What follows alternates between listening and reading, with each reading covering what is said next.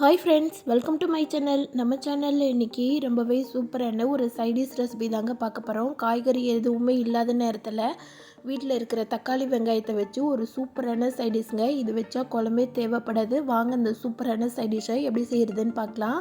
கடை நல்ல சூடாக இருக்குது. இதில் கடுகு உளுந்த பருப்பு போட்டு நல்லா பொரிய விட்டுடலாம். ஒரு கொத்து கருவேப்பிலை சேர்த்துக்கலாம்.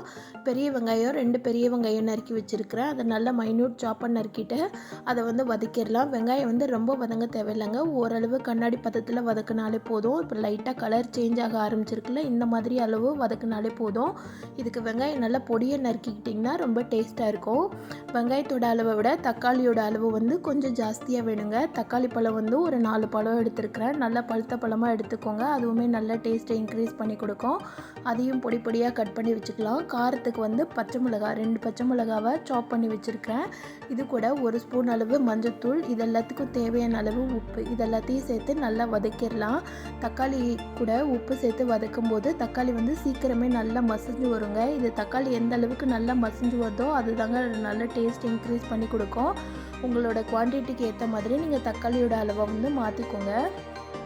இந்த தக்காளி தொக்கு இட்லி, தோசை, சப்பாத்தி, சாதம் எல்லாத்துக்கூடையுமே ரொம்பவே சூப்பரான காம்பினேஷனுங்க. வீட்டில் உடம்பு சரியில்லாதப்பையும் சரி, இல்லை வேலை பார்க்குறதுக்கு இன்ட்ரெஸ்ட் இல்லாதப்பையும் சரி, இந்த தக்காளி வெங்காயம் மட்டும் வச்சு சூப்பரான இந்த தக்காளி தொக்கை ரெடி பண்ணிடலாம். இதோட டேஸ்ட்டுமே அந்தளவுக்கு ரொம்ப அருமையாக இருக்குங்க. காய்கறி போட்டு செய்கிறத விட இந்த மாதிரி சிம்பிளாக செய்து பாருங்கள், அவ்வளோ டேஸ்ட்டாக இருக்கும். இது சப்பாத்தி கூட அவ்வளவு சூப்பரான காம்பினேஷனுங்க. அது மாதிரி சாதத்து கூட போட்டு பரட்டி சாப்பிட்றதுக்கும் ரொம்பவே நல்லாயிருக்கும். இட்லி, தோசைக்கும் ரொம்ப அருமையாக இருக்குங்க. இதில் வேணும்னா நீங்கள் கொஞ்சமாக சில்லி பவுடர் சேர்த்துக்கலாம். நான் இன்றைக்கி சில்லி பவுடர் எதுவுமே சேர்க்கல, வெறும் பச்சை மிளகா சேர்த்துருக்குறேன். பச்சை மிளகா தான் இதோட ஹைலைட்டே. டேஸ்ட்டை இன்க்ரீஸ் பண்ணி கொடுக்கும். இது தக்காளி லைட்டாக ஓரளவு நல்லா மசிஞ்சு வந்ததுக்கப்புறமா ஒரு 2 ஸ்பூன் அளவு எண்ணெய் சேர்த்துட்டு திரும்ப ஒருக்கா நல்லா கிளறி விட்டுடுங்க. அந்த எண்ணெய் சேர்க்குறது நல்லெண்ணெய் சேர்த்திங்கன்னா நல்லா டேஸ்ட்டாக இருக்கும்.